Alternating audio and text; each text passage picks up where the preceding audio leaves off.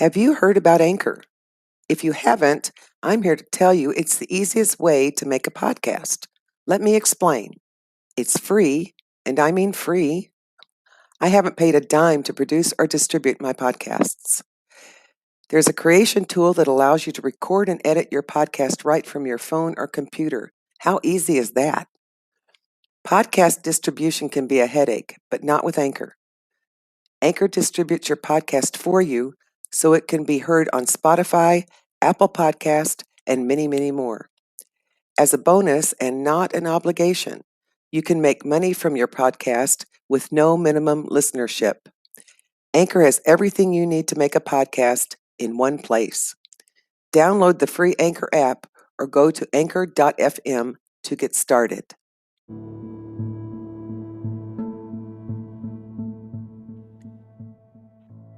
Welcome to Real Ghost Chatter. I'm Marianne Paul, America's Lady of Supernatural Thrillers. Today our guest is Lori.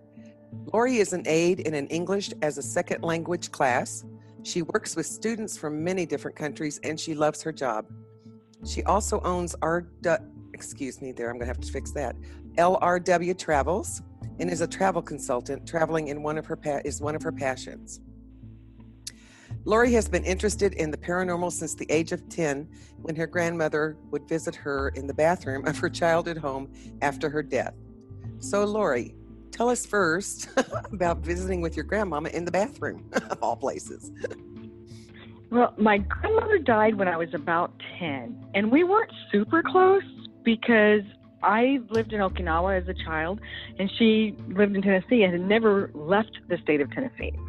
But I was living in California when she died. And after she died, I noticed that when I went to the restroom, the bathroom would smell like my grandmother. And it took a couple of visits for me to connect that scent to her. But when I did, I found it really very comforting. To me, it just felt like she was kind of letting me know that she hadn't completely left. And she was there kind of keeping an eye on me. That also made me kind of want to watch what I was doing because she was watching what I was doing. So I should probably behave myself. That makes perfect sense for a 10-year-old especially. Yeah. How did you react when did you get scared, or what was your reaction to knowing that she was there? It was comforting. There wasn't any scariness to it at all. That's wonderful. I was just kind of glad she was there. So you smelled her, which is definitely one of the supernatural paranormal experiences people have. But you didn't see her? No, I didn't see her. Interesting. But I knew she was there. Interesting. And how long did that go on? I would say probably 4 to 6 months. That is really amazing. Not only that, what a comfort for a small child to know someone is watching over her from the other side. It was very, very comforting. You shared a story with me, and I would love it if you would share that story again here on this podcast. And okay. Tell me, and then we'll ask some questions or talk about that because that is so exciting. Okay. I had started dating a woman in California, and we were sitting in her backyard, and her kitchen door opened up into the backyard.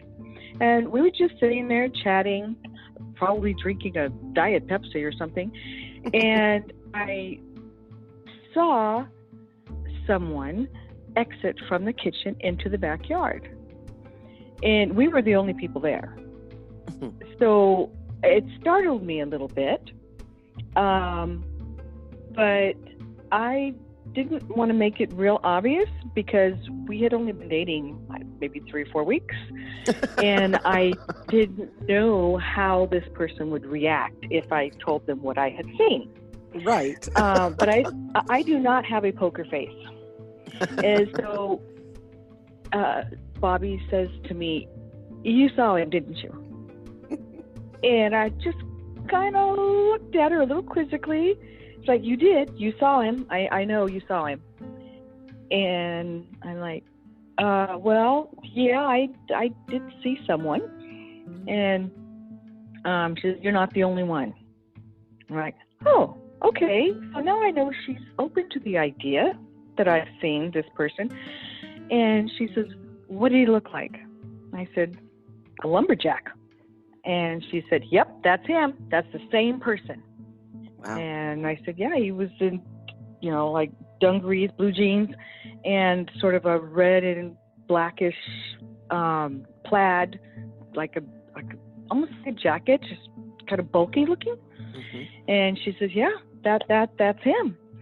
And I said, well, who else has seen him? What's up with him? And she said, he hangs out in the back bedroom of the house, and he's very depressing.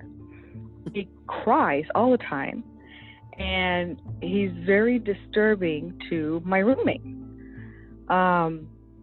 She says, we don't know why he's here, and she didn't really want him here. She was afraid of him. He hadn't ever really done anything, he didn't cause any kind of mischief, but she was just afraid of him. She didn't want any spirit hanging around her house. And I said, well, okay, let me see if there's something I can do about it, see what I can find out or whatever. So I went into the back room. I sat down on the bed, and I just started having a conversation with this person, and or entity or spirit, or however you want to phrase it. Right. And I found out that he was a lumberjack, or a I'm losing my word now. He was like a logger. A logger, thank you. Yes, he chopped down trees and things, and worked in the logging industry. And he had a wife and a daughter, both of them blonde. And he had lost his life on the job. But he hadn't ever really finished crossing over because he was looking for them. He didn't get to go home and say goodbye to them. And so that's why he was depressed and crying. He was still looking for them. And he was somehow attached to this bed. Now, I don't know if the wood in the bed was from the area in which he lived or worked, or if he had anything to do with chopping down the trees that had to do, that made this bed. I don't know how he was attached to it, but that's what he was attached to, was the bed itself, not the home or the area. And he was just lost. He was just lost and very, very sad, and that's why they heard him crying all the time. And so I just told him that, you're dead, pretty much. And by now, so is your wife and your daughter. And the only way you're going to find them and see them again is if you complete the process of crossing over. Then you can find them. Right. But you've got to do that. If you hang around here, you're never going to see them again. And he said goodbye, and I said goodbye, and nobody heard him again or saw him again. So. Wow. Now, you also told me that you found out his name was Jackson, and he lived in Missouri. Exactly. But you were not in Missouri when you met him. No, this was in California. He was from Missouri. And the wood was obviously Jackson. Yeah. That is really. And I don't know if his first name or last name was Jackson. Right. He just said Jackson. Could be either. And so, and he was gone, and you never saw him again, and neither did your friends, obviously. No. That's wonderful to know that you could help somebody.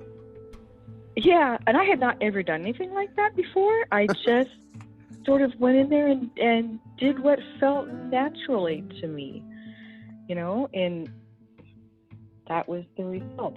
I did end up living in that house for several years. Wow. And yeah, he was not ever there again. So obviously your first date worked out? Yes, it did. That's good. There was another entity in that house. Wow. And we didn't speak of this, you and I, before. Right. It was an elderly woman. Mm-hmm. And the first time that I saw her, I was walking down the hallway, and I saw her sitting in the living room on the sofa. And I just looked over, and she was sitting there, and I just continued on and went back to bed. But she liked playing with the kids' toys. Then the children did not show up until sometime later. We ended up adopting them. Mm-hmm. Another long story. Mm-hmm. But I had seen her a couple of times since then. Sometimes I'd be sitting on the sofa and I would see her in the mirror. I would see her walking down the hallway. And she didn't bother anybody, she wasn't mournful. She was just there. But after the children showed up, you would hear her at night playing with their electronic toys. Oh, dear. And two of them in particular, one of them was one of those things that you would push it or pull the string and it would say, A is for apple and C is for cat.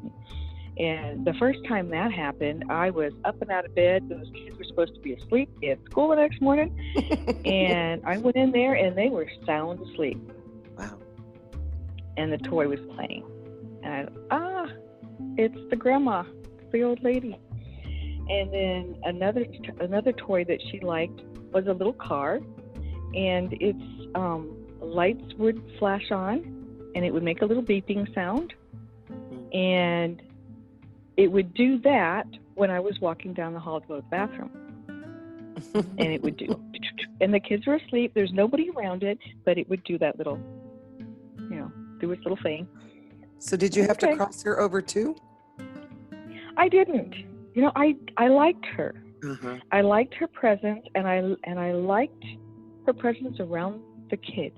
Mm-hmm. And maybe that had something to do with my grandma being there for me when I was little. I don't know. Maybe, yeah. These two were much younger. They were, let's see, when they came to see us, they were 2 and 3.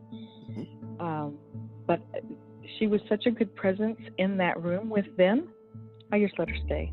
Oh, and so she never caused any trouble or threats. She was just there, and she enjoyed the toys, which I find interesting. Yeah, she just played with the toys. It never woke the kids up. Woke me up in the middle of the night, but they slept through everything. So. Well, isn't that the truth with children anyway? So, yeah. I'm glad it didn't. It would have scared them had they woke up. So it's a good thing that they didn't. Yeah. Now, did they ever see her, the little ones? If they did, they didn't voice it. Huh, interesting. They never said anything about it. Well, it makes sense. Some people can see and some people can't. You know how that is. And so I know that I've had experiences, but people have been sitting right beside me and not had that same experience. So I did think, I don't know if this is a curse or a blessing sometimes, but I do know it sure makes for a really interesting life in a conversation. Yes, it does. My other question to you would be, what advice would you give to a person having their first encounter, especially somebody who's like a skeptic and will think they're nuts, right? Because this is what people are first going to think, that they're absolutely crazy and they need to check in to the, the psych ward. Oh, wow. Okay. Well, I would discount that right away because I've had way too many experiences. Me too. Right. Even, that person that's all that. scientific, that one, the one that says there's no such thing as ghosts. That's the person I wonder what we would give advice to. Well, there is. That's all I can tell you. I can't scientifically prove it to you myself. I can only tell you the things that have happened to me on more than one occasion. That house had 2. I've lived in an apartment that had a spirit in it. I lived in a house in a different town up in Tehachapi, and I think there was at least 2 there. I don't know exactly how many, but there were several things that they used to do around the house. And then I remember just being in a cemetery up in Lake Isabella one time, and there was nobody around, just me, my girlfriend, and all of a sudden I hear a very old man singing like that "Get Along Little Doggy" song. Oh, yes. Okay, yeah. And I don't know the words to it, so I can't possibly sing it for you. But he's singing that, and I could see him in my mind. I could see him sitting by a campfire with his little tin cup over this fire. And I looked over at my girlfriend, who was several rows away from me, and she looked at me and she said, "You heard that, didn't you?" And I'm like, "Yeah." An old man was singing. She said, "Yeah, getting along something." I said, "Get along, little doggy." "Yeah." And that was one of the first times, or in one of the few times, that I had a shared experience. I might have thought, okay, that was a little nutty. You're in a graveyard and you're hearing this, person singing, and there's nobody here, Lori, especially not some little old man by a campfire. If someone else hadn't been there and heard it with me. That is, I think we all feel that way if we, sometimes, because I was in a restaurant and this happened to me, and it's purportedly haunted, but the first time I was there, nothing ever happened to me. The second time I went in with my husband and my son, they set us in a different room, and lo and behold, I was having experiences. And my husband and my son could not hear it was loud knocking on one side of the wall. I mean, just kept knocking, and I'm like, "Can you guys hear that?" And they were no. And then I heard someone speaking to me, and I thought it was one of them, and they're looking at me like, Mom's lost it. So literally, it's good to have a shared experience. But even if you don't, I truly know that I was experiencing something, and I checked it with other people, and they said, yes, that's exactly what can happen, with some experts. And when you're having any experiences whatsoever like that, they used to put you right away. They really did. When I was growing up, you were just crazy and got put away. And I'm so grateful we live now where we do. And people are open to the idea that, we can't always see what's going on around us. It's amazing how many people have had experiences like this. I have had conversations with nearly everyone I've ever met, and almost everybody has an experience to share. And if they don't, then a family member or a really close friend does. Exactly. But yet it was something not talked about until the recent couple of decades, and it was not accepted. It's still not totally accepted, but it is more accepted than it has been. And I'm so grateful for that, because I think we all need to share these experiences with each other, because it helps for us to understand there are good people that have passed away. Some have gone on and some have not. And there are also some bad ones.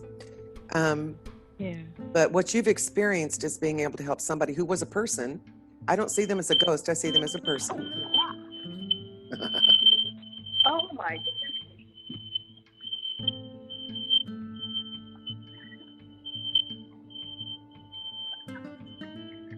So sorry about that. That's all right. Sounds like somebody wants our attention. Wow. Yeah, well, anyway, I this pretty much has been a great conversation today, and that was a great ending. So we just need to know next time. I did not turn the oven off. And the smoke alarm is going off in my house. Oh, that's not very good. Do you need to get off right this minute? No, that's okay. I turned off the oven and I walked outside. So, anyway, one thing that I have found that I cannot make this experience happen for myself. No. I went to the Whaley House. I think it's called the Whaley House in San Diego, and it's supposed to be haunted, one of the most haunted places in San Diego. And I was so open to it, and I'm inviting the spirits. Come on, come at me. I want to see you guys. Went through everything in that house. Nothing. Not one thing. I was so disappointed. I took pictures in every room. Nothing. I have to laugh because we can't control that one. No, you can't. And then another time I went and I stayed overnight in a fire station that's supposed to be haunted. And again, nothing. You know, I'm not we laughing had, at you. I'm sorry for your disappointment. yeah, But I am laughing yeah. because But we had recordings going, and we stayed up all night, and we, you know, had our cameras ready, and we walked around the grounds and all kinds of stuff. There was nothing there, and I don't think that it's because it wasn't haunted. It just didn't happen for me then. well, I Because I agree was with looking you. for it, I guess. That's right. I think that's part of it. And the other part of it is it just proves that you can't make this stuff up. It's just like it's Yeah. going to happen when it's going to happen, because whatever they are, these entities that some of them I really do believe are people that are stuck here for some reason. Others are not, but they're much nastier creatures that are here. But literally, I believe that we just need to we can't make them do what we want them to do or make it happen, because it's not us that's doing it. Yeah. And, that just kind of, I think, verifies some of our experiences for you to say that, because it's true. It's just like me going to the catfish plantation. First time I went, nothing. The second time, right. Yeah. But this pretty much, I think, that's a great way to end it, I think. This concludes the podcast for now. And I just want to thank you so much for sharing your adventures with us, Lori, because it has been really fun. And I've really enjoyed talking to you. If you enjoyed the podcast, I'm talking to the people out there and you too, I encourage you to share it with others you think would also be interested. I will email you, Lori, the link so that you can do what you'd like with it. And if you'd like to know more about me, you can go to mariannepaul.com or authormasterminds.com/Mary-Ann-Paul, and it's spelled P-O-L-L. Until next time, as my Irish grandma would say, may the wind always be at your back, the sun on your face, and the good Lord take a liking to you. Thank you for listening.